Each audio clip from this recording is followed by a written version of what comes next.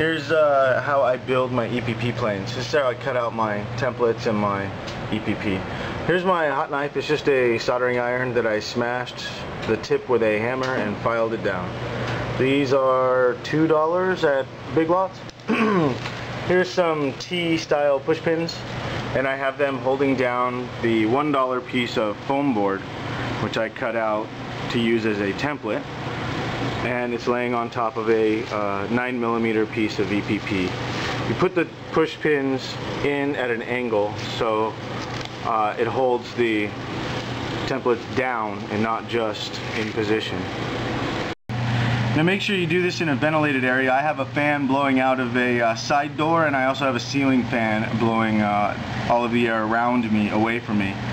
Let me show you, this is going to be kind of hard. I'm using two hands here and my foot. But let me show you how easy it is to cut these out.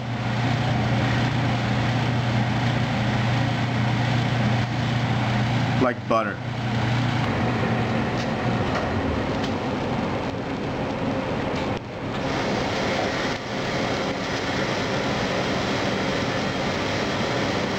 And here you have the result.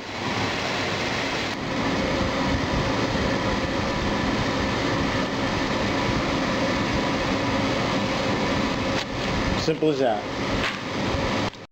So the best thing about this method is after you have your piece cut out, you put your pieces in one pile and you put your templates in another pile, and when you're done crashing this plane, you simply get your template and another piece of foam and you cut another one out.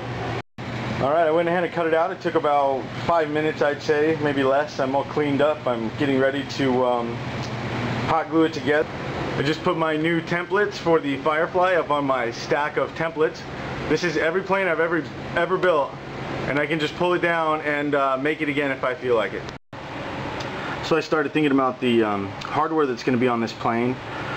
Before I go any further, wanted to decide what kind of hinge tape, or if I'm going to use the EPP glue hinges.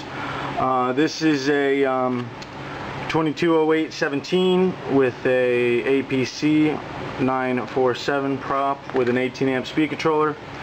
So I figured out the motor mount for this, and I figured a unique way to make these reusable. I just drilled 2 holes and put 2 wood screws in there. I'm cutting the hinges now. Got a lot of stuff figured out. Figured out the surface area of the control surfaces. See how it sticks together even after you cut it. It just comes back together. These you can just use the knife and notch them out.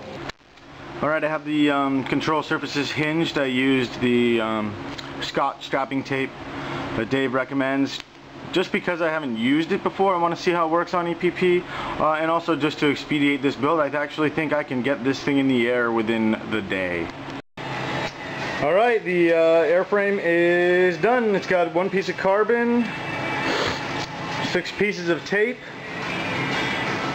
a bunch of foam board, a stick, and a mount. I stuck a piece of balsa wood.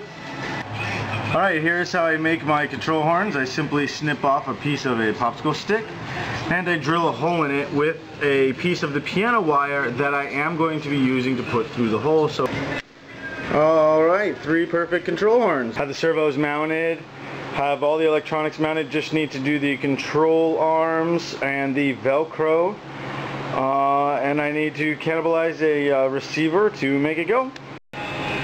Alright, the plane is completely done. I still don't know what time it is. I've just had some water throughout the day. I'm going to want to get some, I think I'm going to have some rum and coke now. All done. I've got the controls set up for the Elevon with rudder.